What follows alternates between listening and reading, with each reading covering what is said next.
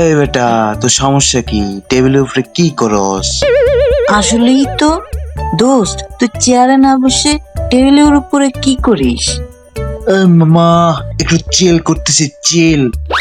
ও, মাঝে মাঝে তোর কাজ কারবার দেখলে আমার অবাকই লাগে। মাঝে মাঝে আমার ইচ্ছা করে কি জানোস, কচু গাছে গিয়ে ফাঁসি দেই। হ্যাঁ মামা, যাও যাও, তুমি কচু গাছে গিয়ে ফাঁসি দাও, আমি একটু চিল করি আরামে। থাক থাক, তো বুঝছি তুই টেবিলের উপরে বইসত, কিন্তু এই টেবিলের উপরে বসে এরকম ডিজে স্টাইলে কি করতেছস? গান শুনি মামা, গান। কোল্ড প্লের গান শুনতেছি, গান। আরে ভোদাই, এটা তোর বেডরুম না, এটা হচ্ছে স্কুল।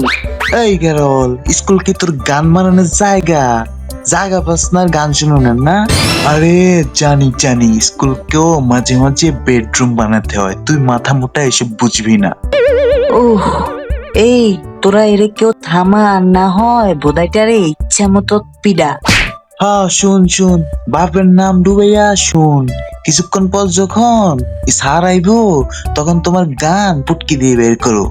আরে বাবা, তুই হেলি খ্যাত গিয়ে খ্যাত, তুই এগুলো বুঝবি না। আমার মতো স্মার্ট হ, দেখবি তুইও বুঝবি এগুলা। উহ, এই স্যার আসুক, দাঁড়া, স্যারকে বলবো স্যারের ব্যাগটা তোর পাশা দিয়ে ঢুকাই দিতে, হালা গারল।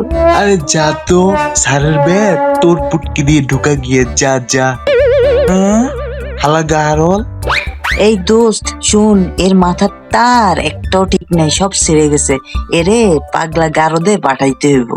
চল চল, ওরে ডাক্তারের কাছে নিয়ে যাই। আরে যা তো মামা, একটু চিল করতে দে না প্লিজ। এই বেটা, তুই টেবিলের উপরে ক্লাসের মধ্যে কি করতেছ? চিল করতেছি স্যার, একটু চিল করতেছি। ওরে গান্ডুর বাচ্চা গান্ডু, এটা কি তোর বাড়ি বাইসত? এটা স্কুল, হারামজাদা।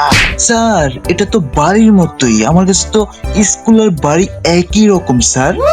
ওরে হারামজাদা, তুই কি নামবি নাকি তোর ভাষা লাল করতে হইব আমার? স্যার স্যার স্যার স্যার, নামতেছি নামতেছি স্যার। এত রাগ করেন কেন স্যার, বুঝি না।